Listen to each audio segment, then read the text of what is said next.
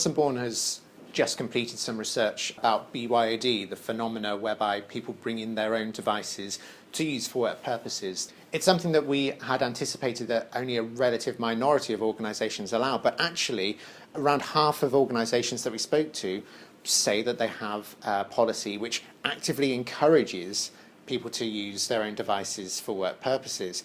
And this is a common picture across organisations by sector as well. Regardless of what the company does, around half of those that we spoke to say that they have a policy which permits BYOD.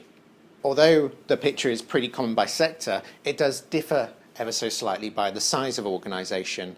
BYOD is more likely to be permitted in larger organisations. So in the smaller companies that we spoke to, those of 500 to 3,000 employees, it's 46%, just under half of those that we spoke to who permit BYOD in their organisation, whereas those with 3,000 employees or more, 58% of them are encouraging BYOD. They have a policy which actively allows BYOD to happen. And what we found in the research is that there's an anticipation that this number will increase. It's around half at the moment, but most of those that we spoke to anticipate it happening shortly. Within the next 2 years, over 9 in 10 of those we spoke to expect to have a BYOD policy of some sort.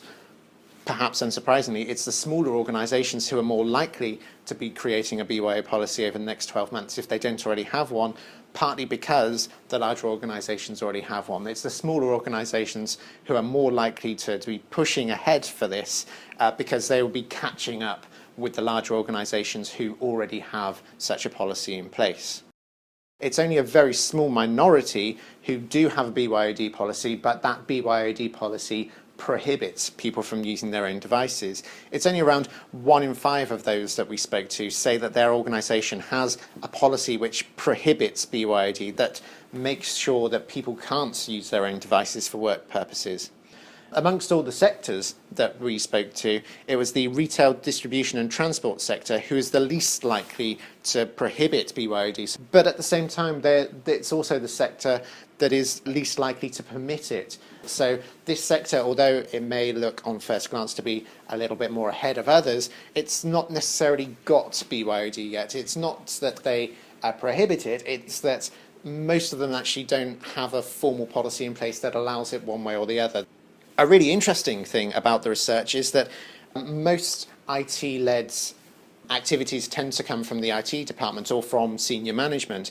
But what we found in this research is that BYOD is something that is being pulled into the organisation rather than pushed. 6 in 10 of these senior IT decision makers that we spoke to for the research say that if BYOD is happening, it's happening because it's the employees who are asking for it. It's not something which is necessarily coming from senior management. It's something which is coming from employees. What we also see is a relatively lukewarm reception from senior management as well.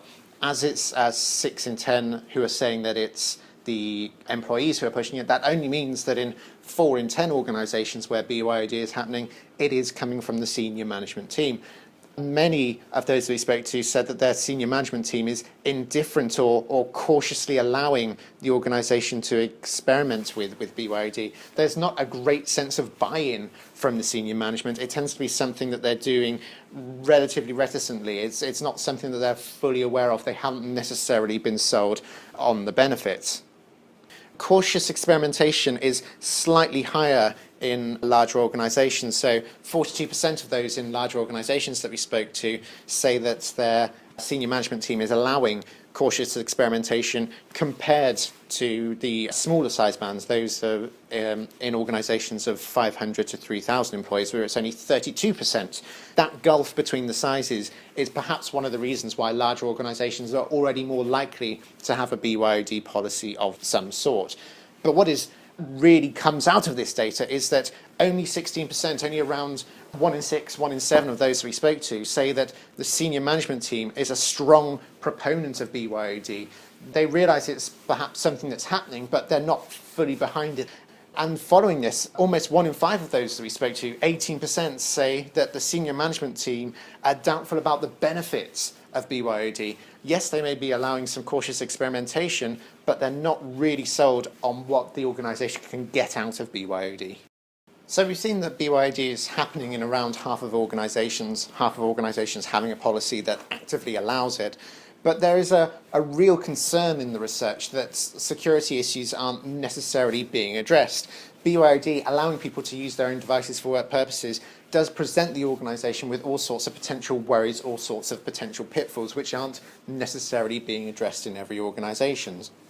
So, in around half of organisations that we spoke to, they say that their employees are using their own tablets and smartphones for work purposes, regardless of whether there is a BYOD policy or not. In around a third of those that we spoke to, there is a list of devices which are allowed for BYOD. So 1 in 3 has a discrete list of particular devices, of particular operating systems which people are allowed to bring in and use for their own purposes. And under 1 in 10 have an approved list of supported applications for these devices. There's a sense of granularity here. Half allow people to use their own devices, around a third say that there is a particular type of device or particular list of devices which you're allowed to use, and around 1 in 10 say there are particular applications which you can use on particular devices if you are bringing in your own device. These things aren't necessarily a problem if BYOD is implemented properly, implemented correctly. Having an approved list of applications isn't necessarily a problem if the rights issues for the use of data are correctly addressed in a BYOD implementation, but there's real evidence in the research that suggests that this isn't the case.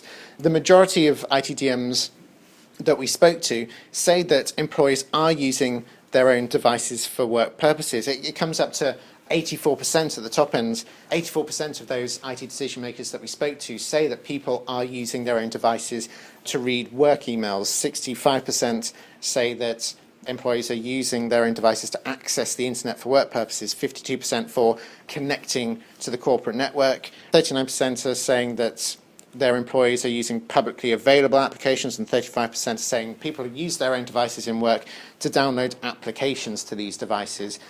At the top end, that 84% who is saying that employees are using their own devices to read work emails, that's 84% of all the organisations surveyed, yet only around half of organisations have a formal BYOD policy. And what this does mean is that there is this gulf, this 30% or so, where there are organisations who are seeing people use their own devices for work purposes, for reading work emails, and yet that organisation doesn't necessarily have a formal BYOD policy in place. This is a real worry because the data also shows that 1 in 5 of these senior IT decision makers that we spoke to believe that corporate data is being kept on employee devices. What that means is that, again, if there isn't necessarily a BYOD policy in place, that data could be held and used and accessed in any manner because it's not being properly regulated. So there are real security risks with BYOD, and there are security risks that aren't necessarily being addressed. But nonetheless, BYOD does present an organisation with many benefits, even if the senior management team aren't aware of them yet. And the benefits are twofold. Firstly, there are benefits for employees. Given that BYOD is something which is being pushed into the organisation by employees, it makes sense that there are real benefits to that community. Over half of the senior IT decision makers that we spoke to said that the BYOD policy can enable employees to work more flexibly and can help them to improve a work-life balance. 67% of those that we spoke to said a key benefit from BYOD is that it does allow this flexible working. Around half, 54%, said it enables a better work-life balance. Employees don't need to be tied to the desk. They don't need to work a 9 to 5. They can work when it suits them.